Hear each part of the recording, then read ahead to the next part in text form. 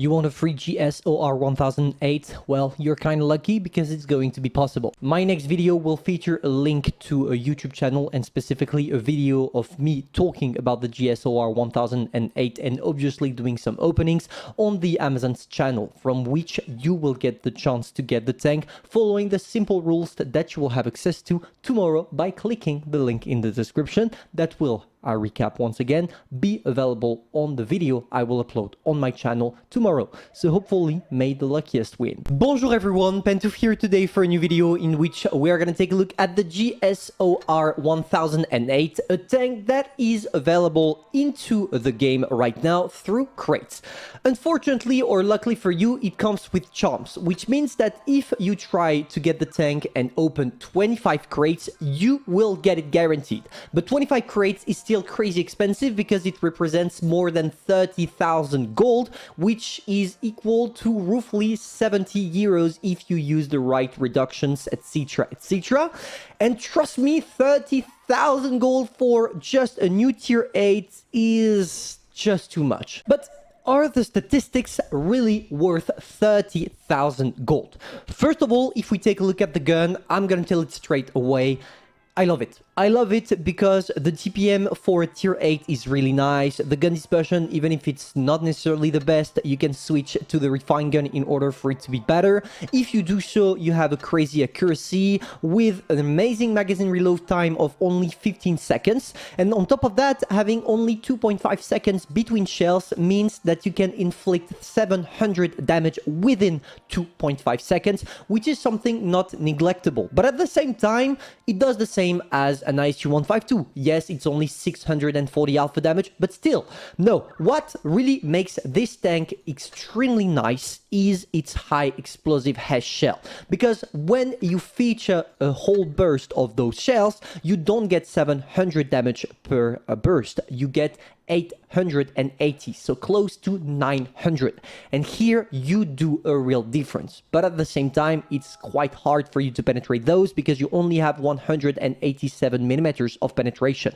But if you manage to use it correctly to get yourself in a position from which you only show your turret, because after all, you have 8 degrees of gun depression, you will be a real nightmare. And on top of that, even if it's not necessarily the most effective tank, it's definitely among the funniest to play with. On top of that, the other statistics will really help you circle around and therefore using your hash effectively, because when you take a look at the engine, you go to 49 kilometers per hour maximum, which means that if you equip your tank properly by, for example, using the improved fuel or in the equipments using the engine accelerator, you will get to that speed in no time. And it's truly a blessing for a tank destroyer to be able to go that fast. On top of that, I did not mention it, but the tank is quite small, which means that it has a crazy camo, which is perfect and expectable from a tank destroyer. Now, of course, crazy gun, crazy mobility, you get it, no armor at all. This thing is just begging to get penetrated by literally everything. It's like a slut among the tanks, because obviously you don't have any armor, and yes, even if you have spaced armor, that will probably save your ass from HEs from time to time. For the rest of the tank, do not expect to bounce anything. Even when you use your 8 degrees of gun depression, you are penetrable quite easily. You are not here to be brawling at first line, you are here to support your teammates either from the sides thanks to your mobility or from the rear thanks to your camo, so make your choice. The first thing you are gonna see is the cool animation, like God himself gifted this tank some special power or something. And the second thing you are going to see is that the mobility announced is not the mobility you will effectively get in battle. You say that it goes to 49 kilometers per hour, at least the game tells you this, but in reality, in order to get to that, you will need to go down a hill. It's the same problem as the slow tanks like the FV, etc. It's the kind of tank with which you expect to go fast, but in reality, it's not going to be the case. Let's straight test the abilities of our tank, snapping 2 shells in the lava. You see that with your hash shells, you can do some great damage. 450 on that poor lava. We already destroyed half his hit points without the guy even being able to spot us. And this is, of course, some great victory. But at the same time, with that tank, you can't allow yourself to make mistakes because you only have 1.2k hit points, which means that you always, and I really want to insist on that, always need to be with someone. But if it's the case, boys, if it's the case, you are gonna have a hell lot of fun. Just take a look at that. See ya, fella. Thanks for coming. Now, we push back, we reload the whole clip, because after all, it's better to have 2 tanks instead of only 1. And now, we go to the rest of the opponents. And here you see, we go down a hill, bang. We go fast, 50 kilometers per hour. Now, can we get maybe the objective 5 to you, or even the Shisei? I'm down for the Shisei, come on. Oh no, we're gonna go for the objective 5 to you, are we? We sneak 1 shell, maybe the Shisei is gonna come back. Yes, he goes, and bang, 900 damage. This is what really is hilarious about the tank, but it's also what is gonna lower you down to your maximum potential. If you miss your hash shell, it's going to be difficult for you. If you fail to get to the point, it's going to be difficult for you. It's pretty much difficult all the time. Okay, maybe it's not the best idea to stay in the open like that. There we go, sneaking a shell. Yeah, we only managed to get 1. But, yeah, I mean, it's the end of the game. Even if the Gsor in the front is camping, we don't care. We're gonna be able to sneak our shells and we're good. But you see that it's a supportive tank. It's not a tank that will be good by itself. You really need to get some help from your teammates. There we go, snapping a shell. He missed it, luckily for me, because I should have died here. And come on, can I maybe kill the boy with a Nesh? Bang! There we go, killing our first Gsor and finishing the game with nearly 3k damage. So what do we learn from that first game we did? We don't have the mobility announced. We need to always be with someone, and we also need to make sure that we're not the first one being focused by the enemy team. Otherwise, we're not going to be able to do anything. Let's go for a second game in which we are going to try the tank differently. Here, what we're going to do is camping. We're going to try to find out if the tank is worth camping with or not. I want to remind you that out of all the shells, the hash shells are the one that lose the more penetration over the distance. And you don't necessarily have a great penetration over the distance because you only have 187. Which means that it's not a good idea to camp like the Dracula is doing or the T25/2. The hard thing, in my opinion, with the tank that makes it difficult to play correctly is that it's not a tank that is suitable for long distance, neither is it a suitable tank for short distance. You need to find an in-between, and trust me, this in-between can be really hardcore to get. So, I would love to be able to go to the middle, but as you can see, my heavies decided to go on the other side of the map. I'm not a tank suitable by itself, so I gotta get out. Maybe before going out, I'm gonna try to snap 1 or 2 shells on that boys. If I can.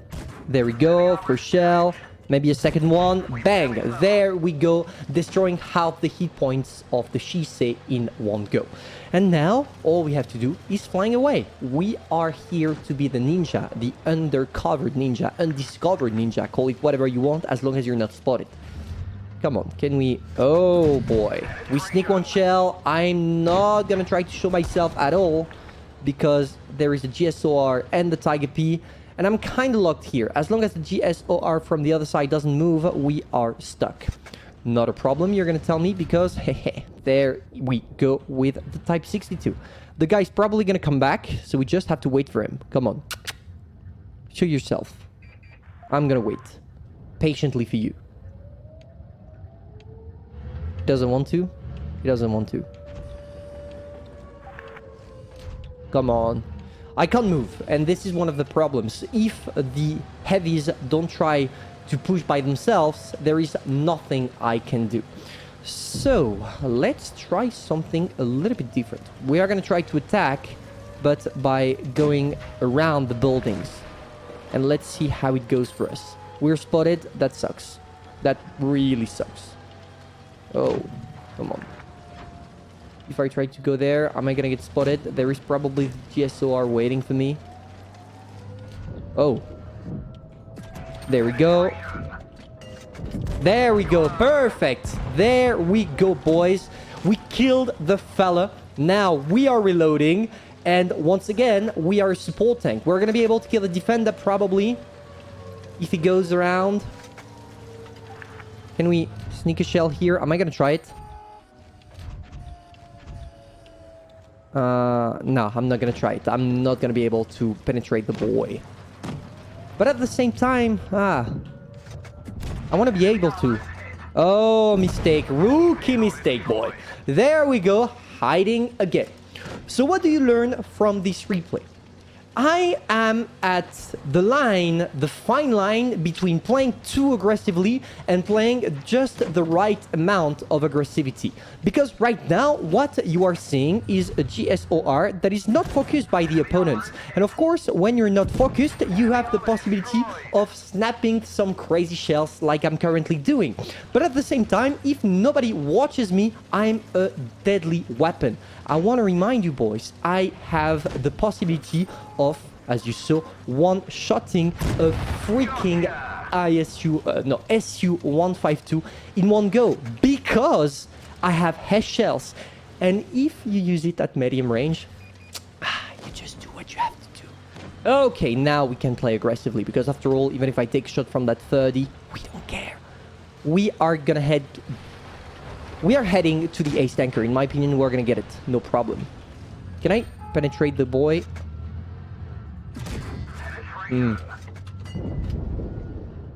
Okay, perfect. 5 kills now. Only having to deal with the Gsor and with 4.5k damage and 5 kills. Guys, you better bet that it's going to be an ace tanker. So what do we learn from that tank? It's an amazing one. It's definitely a great tank to play with. It's hilarious, but it's situational, which means that it's the kind of tank that you want to get only if you are experienced, if you already play a lot with, for example, the AV4202 or every single HESH tank shell. And at the same time, it's a good tank, in my opinion, to learn the fine line between playing like a goddamn camper and not moving and playing aggressively. So will I recommend that tank to average players? Yes, if you want to learn. Will I recommend that tank to pro players? Definitely. Will I recommend this tank to people that really don't have a clue what they're doing with this tank or with tanks in general? Absolutely not. And I obviously had to miss that freaking shell, which just not allowed me to get to 5k damage. But hey, 6 kill, 4.7k damage, victory, and probably an ace tanker. I think you did well, and I think that you saw what you can do with this tank, which is roughly destroying the whole enemy team. On top of that, the crazy amount of credits we earn, which is logical because we got helped by the ace tanker, but still, it's a great tank. It's a tank you want to add to your collection. And it's not a tank that looks like any other tank destroyers at tier 8 you already have, which in my opinion makes it definitely a go-to tank, a tank to have in your garage. So hopefully you enjoyed. If that's the case, feel free to subscribe, like and share. And personally, I'm gonna see you soon for a new video. Bye.